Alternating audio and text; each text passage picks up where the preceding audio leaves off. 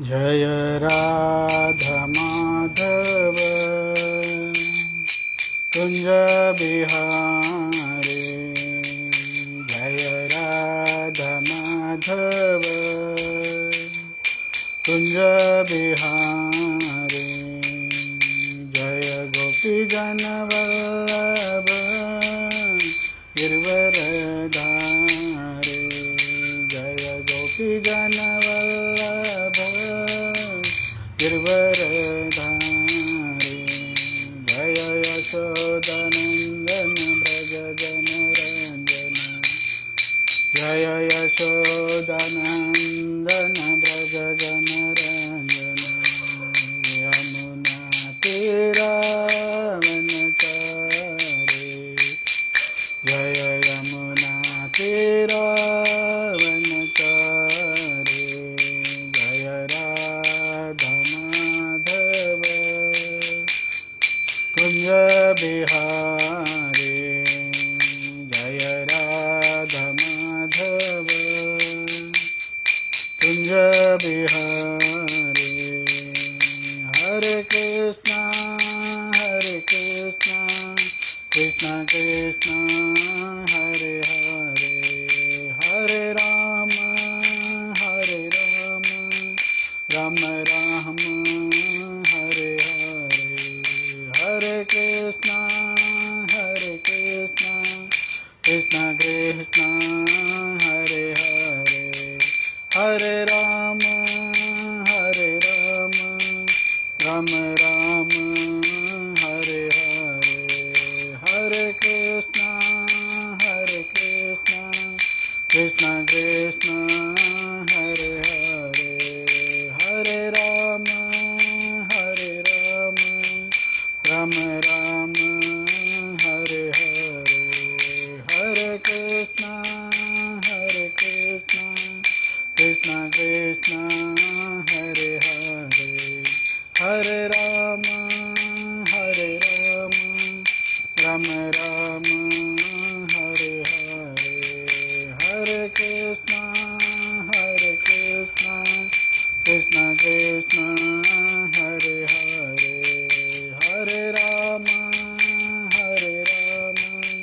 राम राम हरे हरे, हरे कृष्णा कृष्णा कृष्णा हरे हरे, हरे राम राम राम हरे हरे, हरे कृष्णा कृष्णा कृष्णा हरे हरे, हरे राम राम राम हरे हरे, हरे Krishna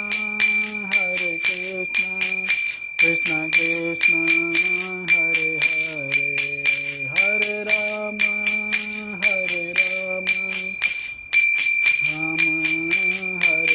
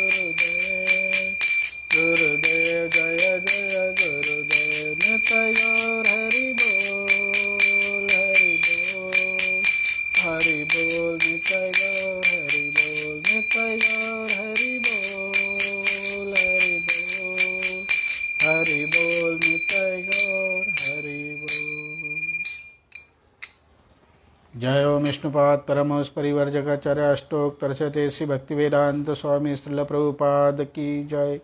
ISKCON संस्थापकाचार्य Srila Prabhupada की जय।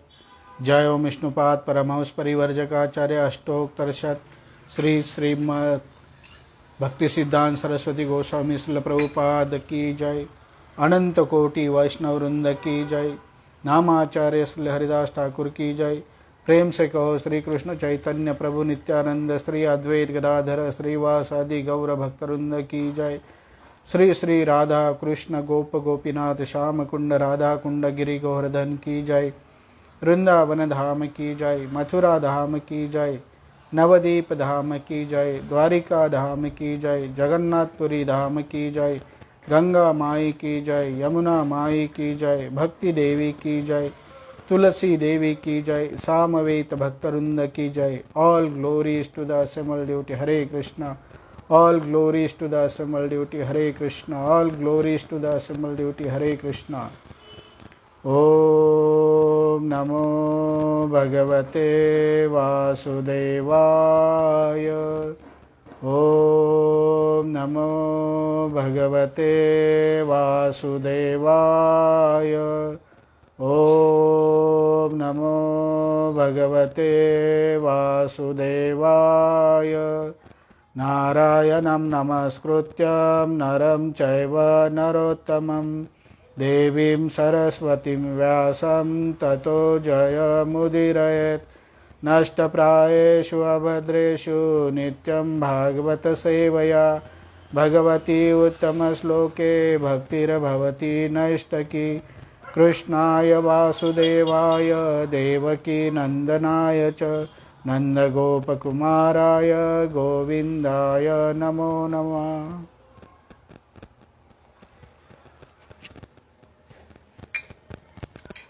हरे कृष्णा। अंतर्राष्ट्रीय कृष्ण भावनामृत संघ औरंगाबाद की वती से हर मंगलवार का जो श्रीमद् भागवतम का सुबह का जो चर्चा सत्र का प्रोग्राम है उसमें सब भक्तों का स्वागत है। आज अपन श्रीमद् भागवतम का छठा स्कंद अध्याय नंबर 3 और श्लोक संख्या 9 के ऊपर चर्चा करने वाले हैं। नियमानं तव आदेशात् अस्माभियातना गृहान् व्यामोचयेन पातकीनं छित्त्वां पाशान् प्रसह्यते। नियमानं तव आदेशात् अस्माभियातना गृहात् व्यामोचयेन पातकीनं छित्त्वा पाशान् प्रसह्यते। नियमानं तव आदेशात् अस्माभियातना गृहात् व्यामोचयेन पातकीनं छित्त्वा पाशान् प्रसह्यते। हम आपके आदेशानुसार महान पापी अजामिल को नरक की ओर ला रहे थे, तभी सिद्धलोक के उन सुंदर पुरुषों ने बलपूर्वक उन रस्सियों को गांठों को काट दिया जिसमें हम उसे बंदी बनाए दुरा हुआ थे। तात्पर्य बाय श्रील प्रभुपाद। श्रील प्रभुपाद की जय। श्रील विश्वनाथ चक्रवर्ती ठाकुर की टिप्पणी में है कि यमदूत विष्णुदूतों को यमराज के समक्ष लाना चाहते थे। यदि यमराज उन विष्णुदूतों को दंड दे सकते तो यमदूतों को संतोष हुआ होता। ओम अज्ञानतिमिरान्धस्य ज्ञानाञ्जनशलाकया चक्षुरुन्मीलितं येन तस्मै श्रीगुरुवे नमः। श्रीचैतन्यमनोभीष्टं स्थापितं येन भूतले स्वयं रूपकः मध्यं ददाति स्वपदान्तिकं। नमः ओं विष्णुपादाय कृष्णपृष्ठाय भूतले श्रीमते भक्तिवेदांत स्वामिनिति नामने। नमस्ते सारस्वते देवे गौरवाणी प्रचारिणे निर्विशेष शून्यवादी पाश्चात्य देशतारिणे। वाञ्छाकल्पतरुभ्यश्च कृपा सिन्धुभ्य एव च पतितानां पावनेभ्यो वैष्णवेभ्यो नमो नमः। हे कृष्ण करुणा सिन्धु दीनबन्धु जगत्पते गोपेश गोपिका कांत राधा कांत नमस्तुते। तप्त कांचन गौरांगी राधे वृंदावनेश्वरी वृषभानुसुते देवी प्रणमामि हरिप्रिये। जय श्री कृष्ण चैतन्य प्रभु नित्यानंद श्री अद्वैत गदाधर श्रीवासादि गौर भक्तवृंद। हरे कृष्णा कृष्णा कृष्णा हरे हरे हरे राम राम राम हरे हरे। हरे कृष्णा कृष्णा कृष्णा हरे हरे हरे राम राम राम हरे हरे। हरे कृष्णा कृष्णा कृष्णा हरे हरे हरे राम राम राम हरे हरे।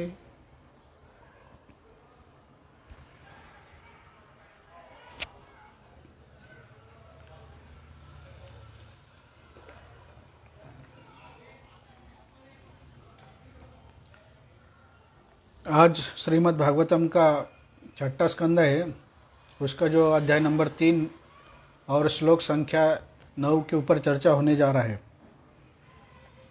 तो आज सब भक्तों को मालूम रहेगा कि अगर आप श्रीमद् भागवतम का जो 6 नंबर का स्कंद चालू है, उसमें जो पहला अध्याय दिया है वो अजामिल के जीवन का इतिहास बताया है।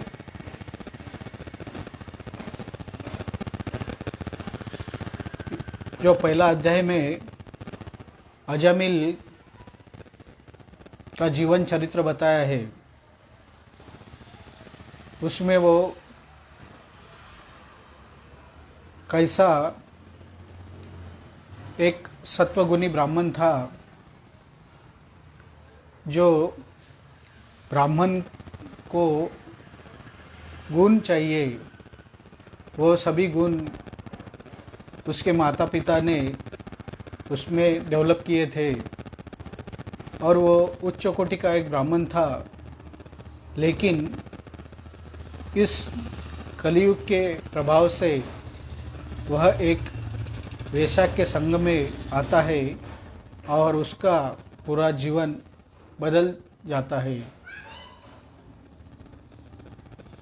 और वह आगे कैसा कैसा अपना जीवन बिताता है और उसके जो सभी गुण थे वह गुण दुर्गुण में कैसे कन्वर्ट हो जाते हैं और वह सत्वगुणी व्यक्ति या सत्वगुणी जो ब्राह्मण दुर्गुण में कैसा कन्वर्ट हो जाता है, इसका सभी विश्लेषण दिया है। और जैसे ही अगर आप आगे आगे बढ़ते हैं तो दूसरे अध्याय में वह इस स्तर पर पहुंच जाता है कि सभी पाप कर्म करने लगता है, लेकिन उसके पूर्व जन्म के जो संचित कर्म रहेंगे उसके कारण उसने जानते अजानते हुए उसके बेटे का नाम, जो लास्ट सबसे छोटा बेटा था, उसका नाम भगवान का नाम रखा था और नारायण नाम रखा था। और वह जब उसका लास्ट समय आ गया और जब मरने का समय आ गया तो जानते अजानते वो नारायण पुकारा था। उसका हेतु नहीं था कि मृत्यु के समय में भगवान का नाम लेना, क्योंकि उसको मालूम ही नहीं था कि मृत्यु के समय में अगर भगवान का नाम अपने मुंह में आता है, यह पुकारते हैं, तो अपना यह जो जन्म मृत्यु है उससे उद्धार होने वाला है और अपन भगवत धाम जाने वाले हैं।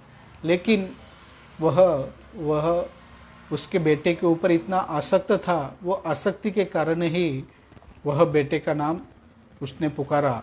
और इसका तुरंत असर क्या हुआ, जब उसको यमदूत लेने के लिए आए थे उसी टाइम पे वहाँ पे विष्णुदूत आके खड़े हो गए, क्योंकि उसने नारायण का नाम लिया था। और इसका परिणाम क्या हो गया, वह विष्णुदूत ने यमदूत के जो जाल थे या यमदूत उसको जो लेके जा रहे थे उससे छुड़वा कर अपने धाम लेके गए और वह मृत्यु के चंगुल से छूट गया। अभी ये जो तीसरा अध्याय आता है, यह जो तीसरा अध्याय में बताया है कि यमराज द्वारा अपने दूतों का आदेश क्या होता है कि जब यह जो यमदूत और विष्णुदूत एक ही साथ वहाँ पे आते हैं तो ये जो विष्णुदूत अजामिल को छुड़ा लेते हैं यमदूत के पाशन से, तो यमदूत बहुत नाराज हो जाते हैं।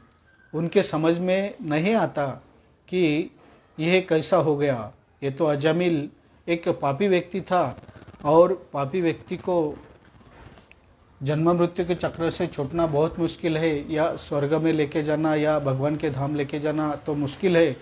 यह हमारा ही बोल तो नरक में ही जाना चाहिए था, क्योंकि अजामिल का सब लेखा जोखा जो कुछ अच्छे बुरे कर्म थे उनके पास रिकॉर्ड थे और यमराज के पास रिकॉर्ड थे, और यमराज ने ही उनको उनके जो दूत थे उनके पास भेजा था। लेकिन उनके समझ में नहीं आ रहा था कि यह जो विष्णुदूत है, विष्णुदूतों ने कैसे उसको हमारे चंगुल से छुटकारा पाके उसको मुक्ति का आधार दिया या मुक्ति दिलवा दी है। तो इसका जो विश्लेषण है, यह विश्लेषण इस अध्याय में किया है। और ये यमदूत के जो यमराज थे उनके जो प्रतिनिधित्व कर रहे थे, वह प्रतिनिधि ये जो यमराज है उनको क्या करते हैं कि विष्णुदूत कैसे श्रेष्ठ है या भगवान की महिमा उसको एक्सप्लेन करते हैं। वैसा तो जब विष्णुदूत और यमदूत सामने सामने आ गए तो उनको कुछ मालूम हो गया कि भगवान के नाम की महिमा क्या है। मृत्यु के समय में अगर कोई भी व्यक्ति भगवान के नाम का स्मरण करता है तो वह कैसा जन्म मृत्यु के चक्र में से छुटकारा पा सकता है। उसके पहले कितने ही उसने बोलते अधम कर्म किए गए हो, उसका उसके ऊपर असर नहीं पड़ता और वह सीधा भगवत धाम चला जाता है।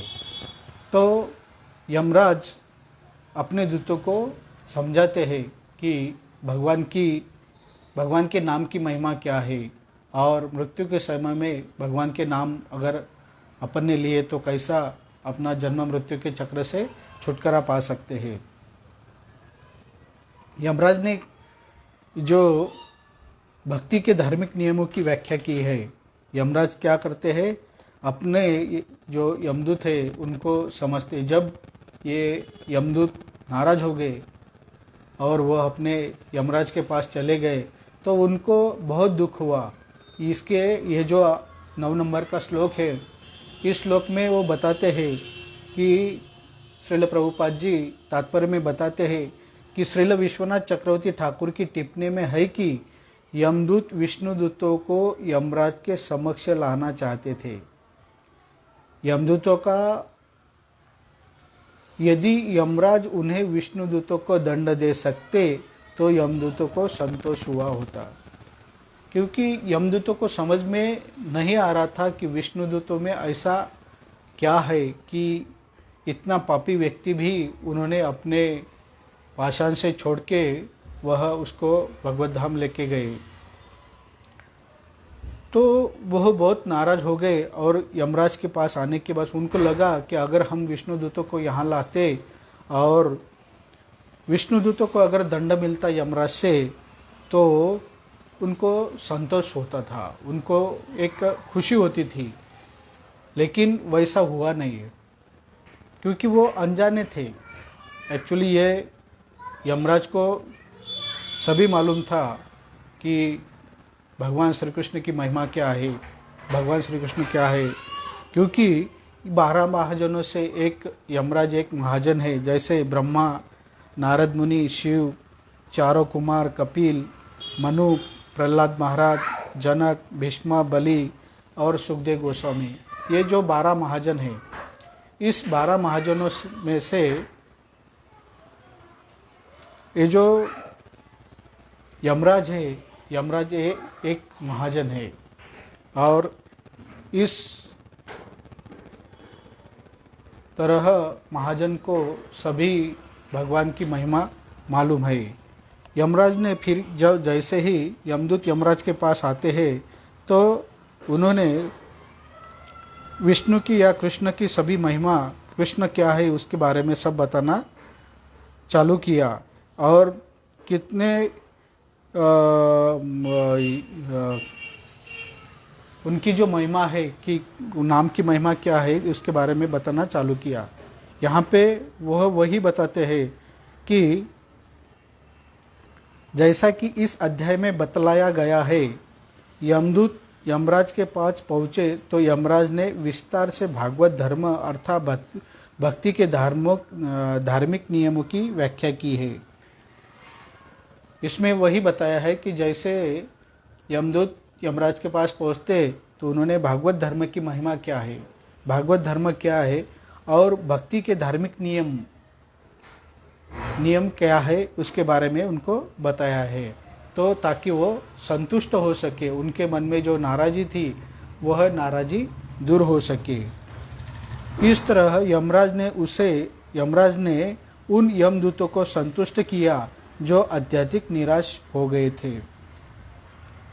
जैसे ही यमराज ने भक्ति के धार्मिक नियम बताए कि नियमावली क्या है, भागवत धर्म क्या है, इसके बारे में बताने के बाद वह यमदूत संतुष्ट हुए और अत्यधिक निराश होने के जो निराश हो गए थे।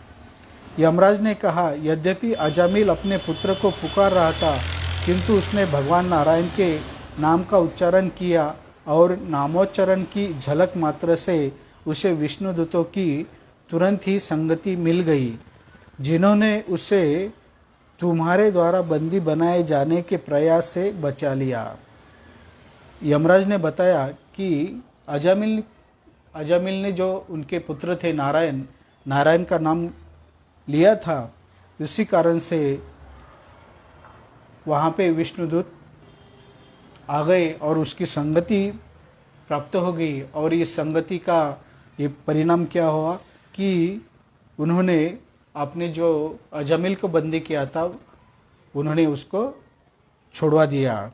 यह बिल्कुल ठीक है। यह तथ्य है कि दृढ़ पापी व्यक्ति भी यदि भगवान नाम का उच्चारण करता है तो वह भले ही पूरी तरह अपराध से रहित न हो, दूसरा भौतिक जन्म नहीं लेता। यहाँ यह स्पष्ट बताया है कि अगर कोई भी व्यक्ति अपने पूरे जीवन में अगर पाप करता है लेकिन उसी टाइम पे उसके जो लास्ट क्षण है जाने के टाइम में उसे अगर भगवान नाम का अगर स्मरण होता है तो निश्चित रूप से उसका उद्धार हो जाएगा और वह जन्म मृत्यु की चक्र से छूट जाएगा, उसका पुनर्जन्म नहीं हो जाएगा। यहाँ पे वो यमराज यमदूतों को समझा रहे हैं। भगवान नाम का नामोच्चारण करने से अजामिल को विष्णु के 4 दूत मिले। वे अति सुंदर थे और तुरंत ही उसे बचाने आए थे। अब यमराज का वर्णन करते हैं यमराज उनका वर्णन करते हैं। यह सभी विष्णुदूत यहाँ पे यमराज बताते हैं कि जब अजामिल ने भगवान के नाम का उच्चारण किया तब वह और वहाँ पे जो विष्णुदूत आ गए तो उनका जो वर्णन था उस अति सुंदर वर्णन यमराज ने यमदूत को किया।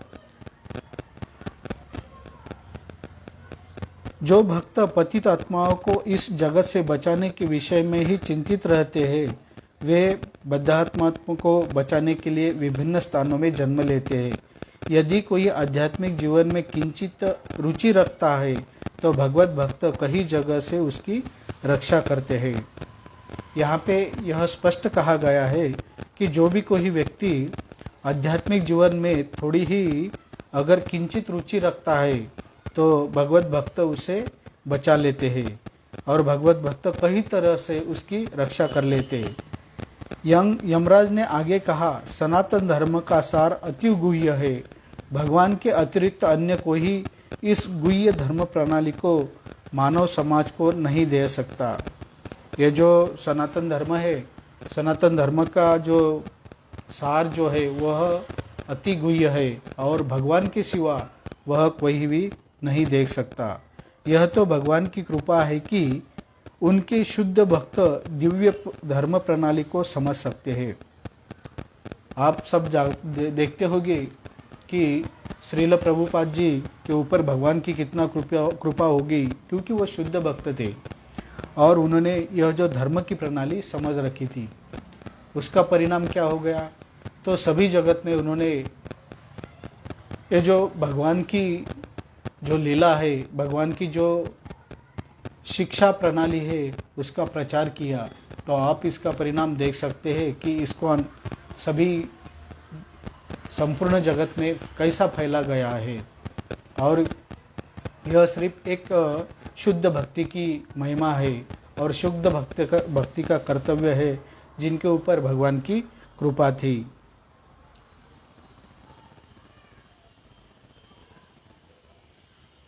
भगवान नाम का कीर्तन की महिमा को नहीं समझ सकते। एक्चुअली यहाँ पे वह बताया है कि जो कर्मकांडी जो लोग रहते हैं, यह कर्मकांडी लोग भगवान के नाम की महिमा नहीं समझ सकते।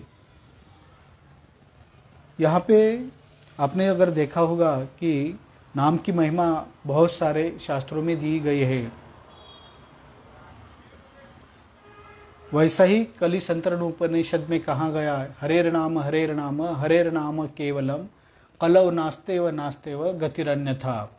मीन्स यहाँ पे जो बताया है कि कलि संतरण उपनिषद में जब नारद मुनि ब्रह्मा जी के पास गए और उन्होंने उनको प्रश्न किया कि इस कलियुग में जो पतित लोग हैं उनका उद्धार कैसे हो जाएगा, तो उन्होंने उनको बताया कि कलियुग के लोगों की क्या अवस्था है कि इनका जो उम्र है बहुत ही कम है, जो बुद्धि है बहुत ही कम है और उनको अपना पालन पोषण करने के लिए इतना टाइम केवल अपना भरण पोषण करने के लिए देना पड़ रहा है, तो इन लोगों का कैसा उद्धार हो जाएगा। तो नारद मुनि ने ही उनको यह सलाह दी कि केवल हरि का नाम और केवल हरि का नाम लेके ही आप उनका उद्धार हो जाएगा। तो यह समझने के लिए ही इस श्रीमद् भागवतम के 6ठे स्कंद में अजामिल का जो जीवन चरित्र है, अजामिल कितना पापी व्यक्ति होकर भी लास्ट क्षण में भगवान नाम का अजानते हुए भी भगवान नाम लिया और उसका कैसा उद्धार हो गया। वह जन्म मृत्यु के चक्र से कैसा छूट गया, उसका वो एक एग्जाम्पल दिया है, एक उदाहरण दिया है। और इस अजामिल के जीवन चरित्र को आप अपने जीवन चरित्र से मिलवाते हैं तो निश्चित रूप से आपका भी अगर उद्धार हो जाएगा। अगर उससे आप कुछ सीख लेते हैं तो डेफिनेटली आपको ही फायदा हो जाएगा। तो ये जो हरि नाम है, हरि नाम की महिमा बहुत ही अपार है और इस हरि नाम का जो महिमा है सभी शास्त्रों में गाया है। आप सब जानते होंगे कि सभी धर्म में हरि नाम की महिमा गाई गई है। आप देखते होंगे जो मुस्लिम में वही उनका अल्लाह का नाम लेते हैं, क्रिश्चियन में ही उसके यीशु का नाम लेते हैं और अलग अलग ईसाई में भी अपने उनके अल्लाह का नाम लेते हैं। और सभी धर्म में अपने इसमें तो सभी साधु संत ने वही बताया है कि अगर आप भगवान का अगर नाम लेते हैं तो आपको कलियुग के लिए सर्वश्रेष्ठ यह साधन है, क्योंकि बाकी के साधन कलियुग के लिए नहीं है। क्योंकि अलग अलग युग के लिए अलग अलग भगवान तक पहुंचने की प्रणाली दी है। और कलयुग में हरि नाम के अलावा दूसरी कौन से ही प्रणाली नहीं है। अगर आप अलग प्रणाली को अगर अप्लाई करते हैं तो उसका उतना इफेक्ट नहीं हो जाएगा।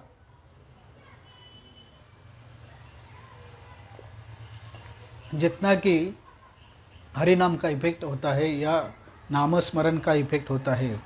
तो सभी शास्त्र ने हरि नाम की महिमा गाई है। वैसा देखेंगे तो ये जो इफेक्ट है नाम, ये ध्वनि का इफेक्ट है। वैसा अपन देखते हैं उदाहरण के तौर पे कि जब अपन कहीं जाना होता है या कहीं बाहर गांव जाना होता है या ड्यूटी जाना होता है तो अपन क्या करते हैं, सुबह उठने के लिए अलार्म लगाते हैं। जैसे ही अलार्म, वैसा देखेंगे तो अपन सुबह का टाइम में निद्रा में बहुत ही सुप्त रहते हैं, लेकिन जैसे ही अलार्म बजता है तो अपनी नींद खुल जाती है।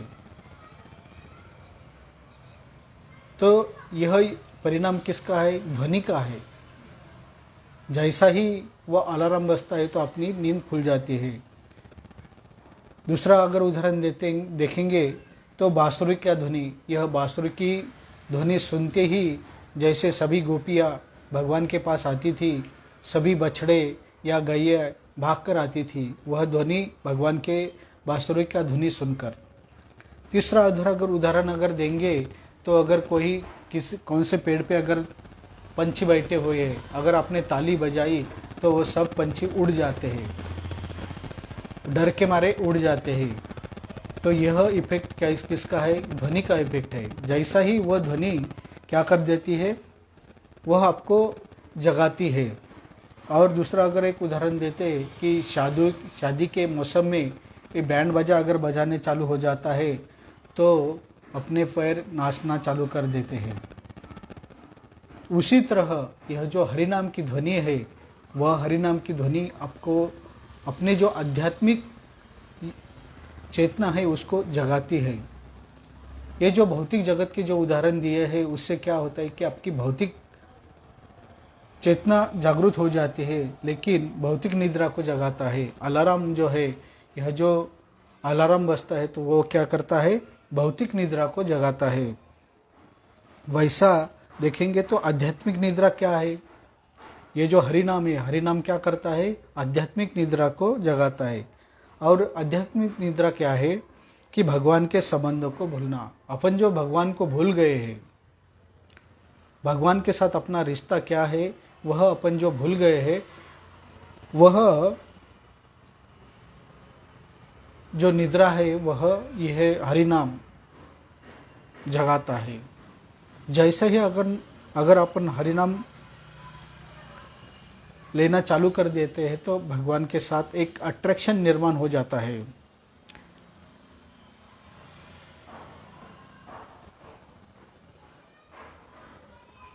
आपने वही देखा होगा कि ये जो हरिनाम की महिमा है, अजामिल के प्रसंग में तो आपने देखा ही है कि हरिनाम कितना इफेक्टिव हो गया है।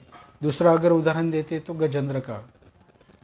गजेंद्र यह एक प्राणी था, प्राणी होके भी उसने वो हरिनाम की धुन, जो बोलते हरिनाम का जो भगवान के नामस्मरण का परिणाम क्या हुआ था, वैसा पूर्ण गजेंद्र जो हाथी था उसके पहले जन्म में वह एक इंद्रधुम्न महाराज थे और वह भगवान के भक्त थे। उन्होंने पूर्व जन्म में भगवान की भक्ति की थी, भगवान का नाम स्मरण किया था, भगवान का नाम लिया था। तो इसका परिणाम क्या हो गया कि जब वह हाथी के जन्म में आ गया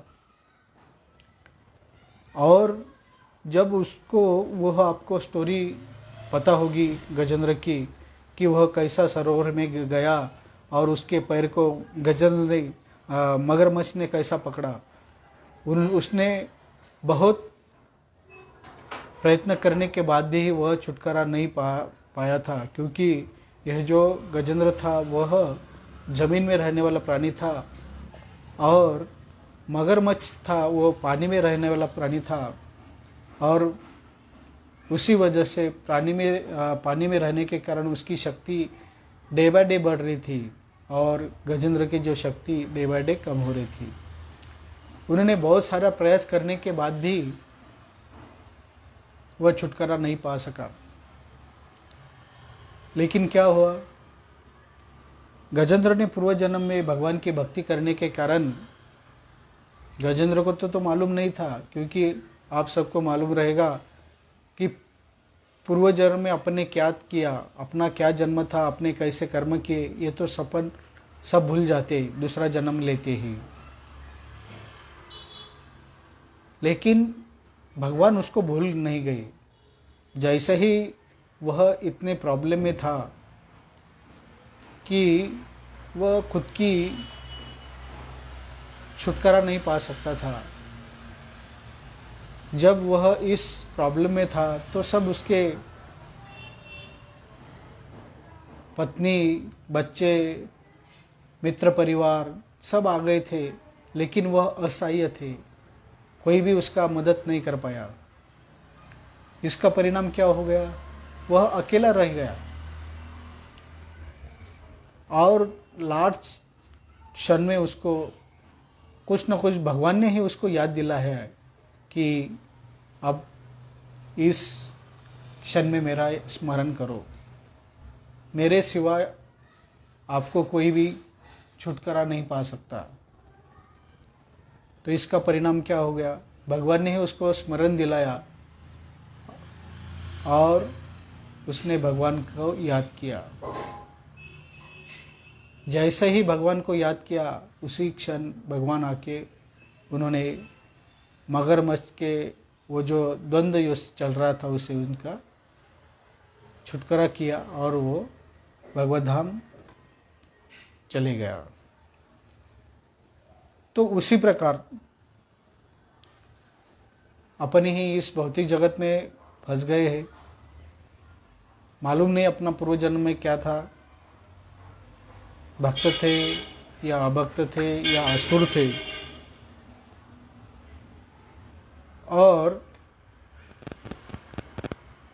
इसका परिणाम क्या हो जाएगा मालूम नहीं है। तो अगर यह प्रणाली अगर मालूम हो गई कि एन केन प्रकारेण भगवान का नामस्मरण अगर करते हैं तो बाय चांस वहाँ पे एक पॉसिबिलिटी है कि भगवान का नाम अपने मुंह पे आ जाएगा। अगर आप भक्तों के संग में रहते हैं और भगवान नामस्मरण का आज से अगर प्रैक्टिस करते हैं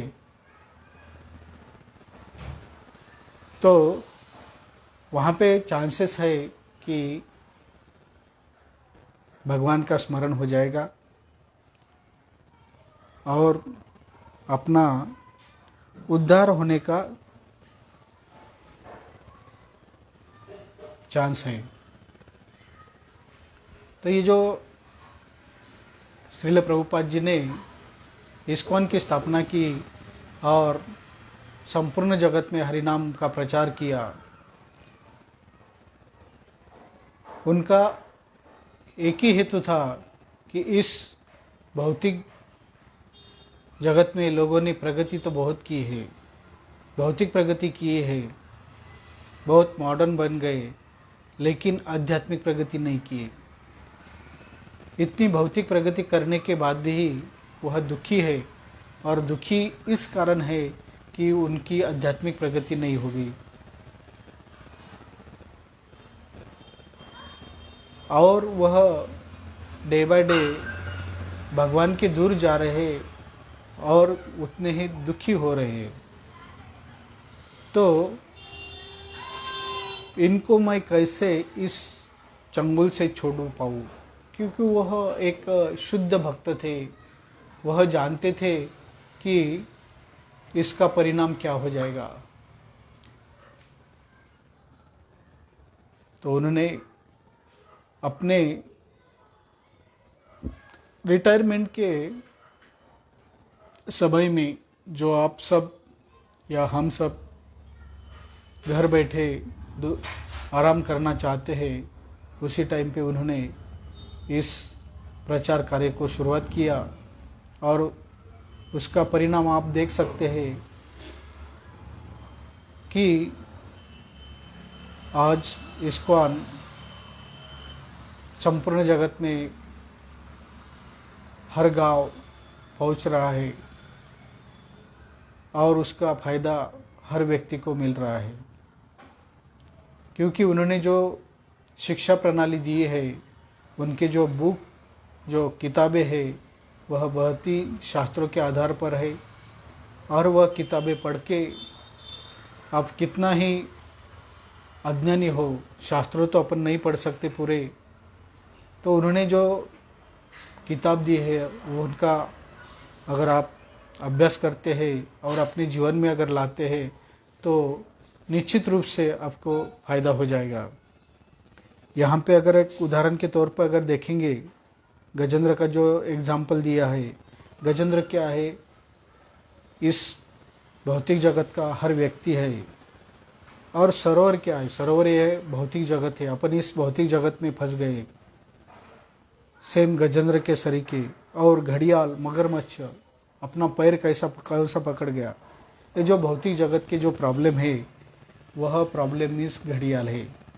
मीन्स किसी को हेल्थ का प्रॉब्लम है, किसी को वेल्थ का प्रॉब्लम है, किसी को जॉब नहीं है बोल रहे, किसी को घर नहीं है, किसी को बच्चे नहीं है, तो यह सब भौतिक जगत के प्रॉब्लम है। और इसके लिए सभी एक ही सॉल्यूशन है कि भगवान के साथ आसक्त होना, हरि नाम लेना, या भगवान के नाम के साथ एक आसक्ति निर्माण करना, यही सबका उद्देश्य होना चाहिए। तो मुझे लगता है कि निश्चित रूप से अगर आप भगवान का अगर नाम लेते हैं या यह जो नाम की महिमा अगर सुनते हैं, जिसका फायदा अजामिल को हुआ है, तो निश्चित रूप से अपने को ही उसका फायदा हो जाएगा। अगर आप अजामिल का जीवन और अपना जीवन अगर कंपेयर करते हैं या उसके साथ तुलना करते हैं, तो निश्चित रूप से जिस स्थिति में अजामिल था उससे तो अपन बेटर है। क्योंकि इसमें अगर देखेंगे कि इस्कॉन के अगर भक्त है, कोई अगर भगवान नाम लेना चालू कर दिया, तो उदाहरण के तौर पे अगर आप देखते हैं कि अजामिल मृत्यु के समय में भगवान का नाम लिया था, तो भक्त क्या करते हैं, संपूर्ण जन्म में हरि नाम लेते हैं। अजामिल ने तो नारायण को पुकारा था, भक्त हरे कृष्णा का मंत्र का जो जाप करते हैं, बोल तो राधा कृष्ण को पुकारते हैं, तो निश्चित रूप से कृष्ण धाम को जाएंगे। अजामिल ने अपने पुत्र को पुकारा था, लेकिन भक्त क्या करते हैं, कृष्ण को पुकारते हैं। अजामिल ने इतने अपराध करने पर भी गोलोक धाम गया। भक्त 4 नियमों के पालन करते हैं। अजामिल ने अजानते हुए अपने पुत्र को पुकारा था, लेकिन भक्त भगवान कृष्ण की आशा विश्वास से पुकारते हैं। अजामिल ने जो पुकारा था वह एक अनजाने में पुकारा था, क्योंकि वह उसके लड़के के जो बेटा था, बेटों से आसक्त था। लेकिन जो भक्त है वह भगवान का नाम एक विश्वास और आशा के साथ पुकारते हैं, ताकि उनको आज भी विश्वास है कि वह गोलोक धाम जाएंगे। तो अगर तुलनात्मक अगर करते हैं, तुलना अगर करते हैं, तो निश्चित रूप से अगर आपको विश्वास हो जाएगा कि भगवान आपकी सहायता कर देंगे। लेकिन उसके लिए अपना प्रयास बहुत ही इम्पोर्टेंट है। लास्ट क्षण तक अपने को या हमें भगवान नाम का प्रयत्न करना चाहिए। निश्चित रूप से भगवान अपनी मदद करेंगे। मुझे लगता है कि इस तरह अगर अपन हर क्षण भगवान का नामस्मरण करते हैं और उसका अगर प्रैक्टिस करते हैं तो निश्चित रूप से कुछ ना कुछ तो फायदा हो जाएगा। तो उन्होंने वही बताया है कि अगर भक्तों का संग करते हैं, भगवद गीता भागवतम का अगर अभ्यास करते हैं, इस्कॉन के जो प्रोग्राम है अगर वो अटेंड करते हैं तो आपकी चेतना शुद्ध हो जाएगी और भगवान के बारे में आपकी आसक्ति डे बाय डे आसक्ति बढ़ जाएंगी और इसका फ़ायदा आपको निश्चित रूप से जाने के समय हो जाएगा। तो अपना एक ही हेतु होना चाहिए कि आपका लक्ष्य यह इसी तरह से होना चाहिए कि जिस तरह अपने को लेने के लिए यमदूत आने के बजाय विष्णुदूत आना चाहिए। तो अगर यह आप अपने जीवन में लाना चाहते हैं तो हरि नाम एक ही साधन है कि जो आपको बचा सकता है। हरे कृष्णा कृष्णा कृष्णा हरे हरे, हरे राम राम राम हरे। श्रील प्रभुपाद की जय। अनंत कोटि वैष्णव